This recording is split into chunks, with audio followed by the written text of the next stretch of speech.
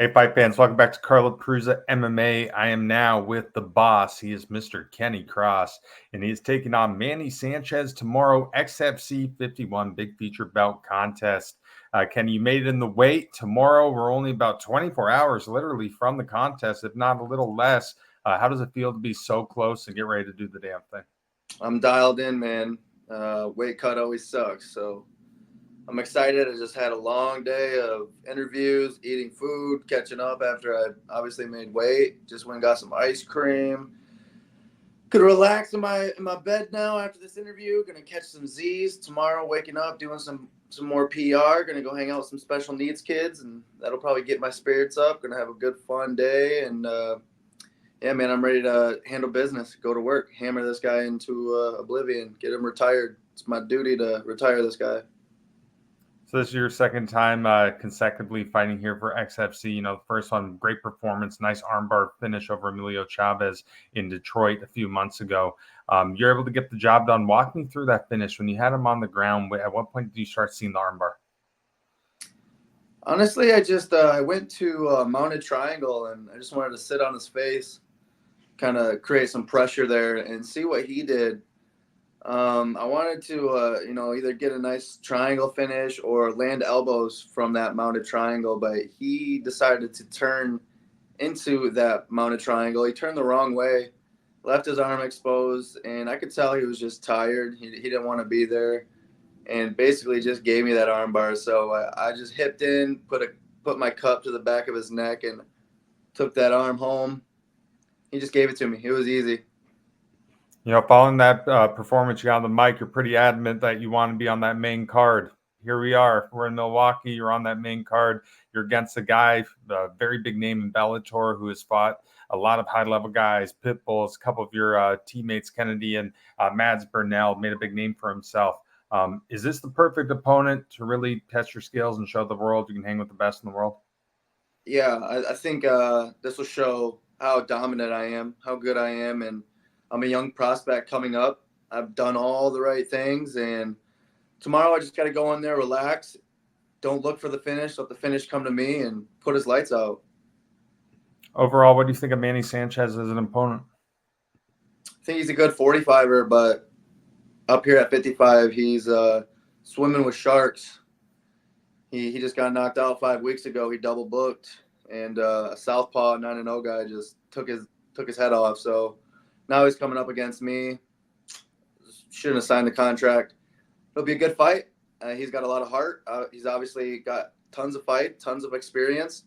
So it's my job to go in there and just be cool, calm, collected, and handle business. You know, you have a couple of teammates who have fought him before and have found victory against him. Have you been going to them for help on this? Yeah, I've talked to him about it for sure. He actually trained Extreme for a little bit, so my coaches, they know a little bit about him and his work ethic when it comes to wrestling. Seems like he doesn't like to wrestle too much, and the strategies that they use to dominate him, that's my wardrobe as well. I have that in my arsenal. That's part of my game plan as well. If it gets too crazy on the feet, I just blast double these guys, take them down, smash them. The cage is really small, so that kind of makes it more of a grappling contest if you don't want to stand and get hit and take damage, which I don't take too much damage. Never really been hurt in a fight, never been knocked out, never been even close. So I like to keep it that way. I want to be healthy when I'm done with this. So, if I got to take him down and smash him, I'll be looking for the finish. He'll probably tap him out or TKO him in the second, but I'm looking to knock him out. I'm looking to use my striking and to show him that the transfer of force up here at 55 is different. He's too small. You know, you made that transition a little bit a year ago, I believe, over at Extreme Couture. You know, one of the best gyms in the world, champion after champion there. Eric Nissik's on an absolute roll. How has training there, you think, evolved your game and evolved your career? Just being around the best, seeing what they do, seeing the effort that you got to put in every day. It's just consistency showing up, and you keep brushing up against the best. Sooner or later, you're gonna evolve. I've always been keen to getting my ass out of little ponds, not being the big fish. So definitely got beat up for a while, and still have my days where you might go home and be like, damn. But my confidence is all time high. my body's really healthy. I actually was getting kind of banged up in the first 6, 7, 8 months there, and along with fighting Achilles Moda, like I really messed my shoulder up. And even my last fight, my shoulder wasn't 100%, but it is now finally. So my left arm's back, and training now is really fun. I grappling really hard, having the just the correlation of the way that you go from the mat to the wall back down, like 3-man groups, UFC guys, Bellator guys, PFL, all that, like really top-notch guys that are going to push you. And when you do well against them, you can do well against anybody, especially when I have guys that have already defeated this guy and trained with him, and they tell me what I need to do, where I shine. And that's in all aspects, honestly. In this fight, I feel like I can take him out no matter what the situation is. And just got to remain calm, confident, collected, cool. Don't be too ambitious. But again, this is fighting, so you just got to let your instincts take over. And, God's plan is perfect. So I'm going to do what I came to do. Well, you might be considered an MMA prospect. You've already fought in some big shows. Obviously, you fought in Bellator. You fought in the Dana White Contender Series. Do you remember where you were when you got the phone call that you were going to be fighting on the Contender? The first time I got the call was I was just leaving the gym. I think it was just another day. Darren Cruikshank, my coach, messaged me like, "Hey, Sean Shelby got a hold of me. You want to do Contenders?" And I was like, "Yeah, sweet."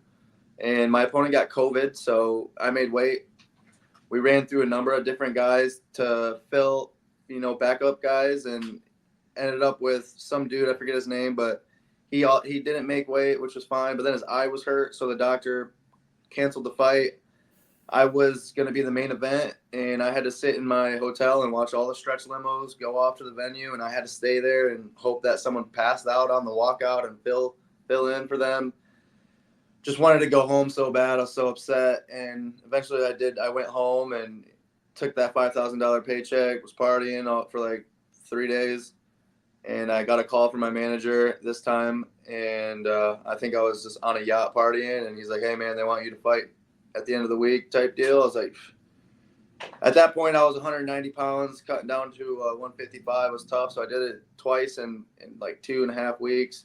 So basically no training at all for the second fight, but went in there, made it happen, beat a 10-0 guy at his own game. Didn't get the contract because we looked like shit, but I did what I had to do to, get my hand raised. And that was a learning spot for me, a little process of knowing, like Paul Felder, he told me, like, oh, just stay ready always. You can't go out there and have a social life, honestly, if you want to make it to the top. So haven't really had a social life for the last 3 years, and I don't drink, don't party, don't smoke. All I do is smoke fools on the mat. So I'm training every day, and I'm ready for these opportunities. I just got to believe in myself and, believe in what I've been doing out there, and the rest will handle itself.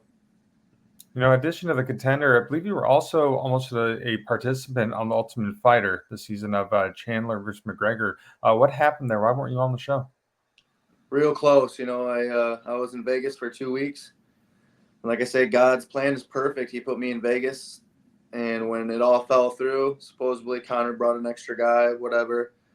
I think honestly it was more so trying to fit in my retainer right here. These 2 teeth, hereditary. I have never had them, and it was insecurity of mine. Now I got a beautiful wife, so I really don't give a fuck.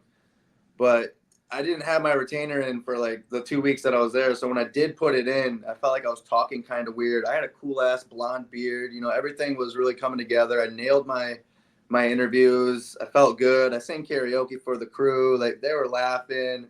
Had a great time. But definitely was out of shape because we couldn't really train. It was 2 rounds, so I was like, fuck it. I don't have to be in shape.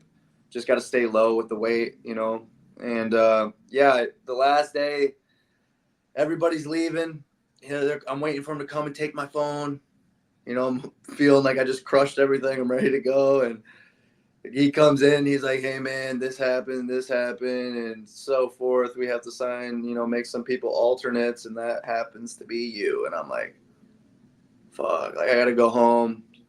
So embarrassed. He's like, "No, fuck that. Don't be embarrassed. Go crush a couple skulls and you'll be right back." So I held my head high, had a little cry pity moment for myself, but I was looking in the mirror when it was time to leave I had my buddy Cody Stamen come pick me up, and I'm just like, I'm not done. I'm not finished. I'm like, this is a little setback, but I I got some work left to do, and I'm like, where am I going to go now? So that's when Cody took me to Extreme Couture, and Mads Brunell actually beat the brakes off me the first day I went there. I had to spar his ass, and he was a 45er at the time. I'm like, this is impossible. 45ers can't touch me. And I learned the hard way that like these guys and their technique and the way that they've been fighting and pursuing this dream is top level. And so I got my wife and asked her if she wanted to come move out to Vegas.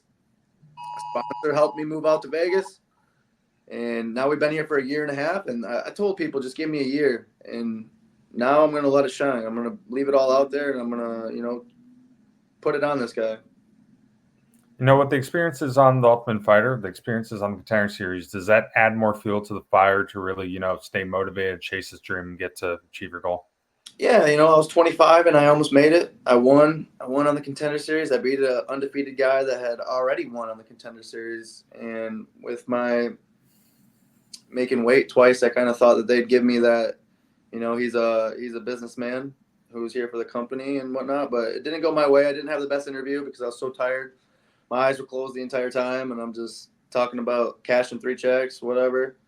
And also, it was like I didn't give the people what they wanted about my background and talking about what has been gone through and what I've made it through. And everybody has a story, and I just felt like I needed them to see me fight before I kind of just told them about myself, and people wanted to hear more, so that kind of kicked me in the butt. But it just gives me more experience. It lets me know that I've been there. I've been really close. I've tasted it. I've been under the lights. So it just gives me confidence at the end of the day that I can make it there. And like I said, God's plan's perfect. His timing, I'm right where I need to be.